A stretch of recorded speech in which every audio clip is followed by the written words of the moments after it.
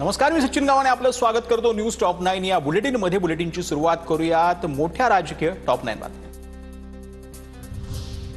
मुख्यमंत्री देवेंद्र फडणवीसांकडून विधानसभेमध्ये जनसुरक्षा विधेयक सादर। विधानसभेत विधेयक बहुमताने मंजूर। माओवादी संघटना लोकशाही आणि भारताचं संविधान हे मानत नाहीत, पण पुढच्या 2 वर्षात माओवाद संपुष्टात येईल, फडणवीसांचा दावा। महाराष्ट्रात एकूण 64 संघटना, त्यातील एकावरही बंदी नाही। यात 6 संघटना अशा आहेत ज्यावरती 4 राज्यात बंदी आहे। महाराष्ट्रात बंदी नसल्याने या संघटना इथून कारभार चालवत आहेत, फडणवीसांचा मोठा दावा।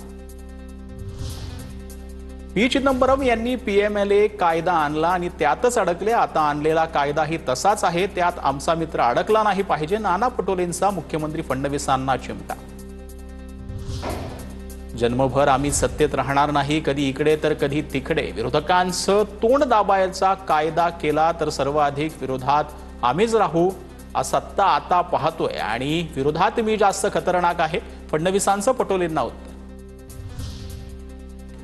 गडचिरोलीत नक्षलवाद कमी करण्यासाठी मोठं काम केलं। नितीन राऊतांकडून फडणवीसांचं कौतुक। तर रस्ता अडवला, मोर्चा काढला तरी कायद्याची भीती आहे।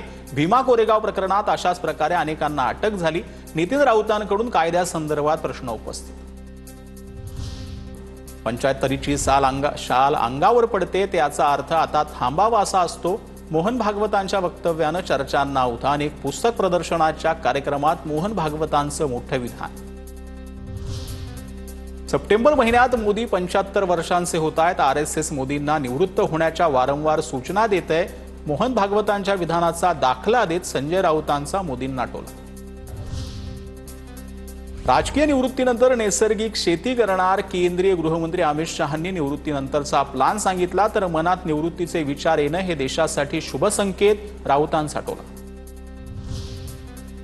उपमुख्यमंत्री एकनाथ शिंदेंसोबतची गिरणी कामगारांची बैठक सकारात्मक। मुंबईचंच घर हवं या कामगारांच्या मागणीवरती तोडगा निघाला।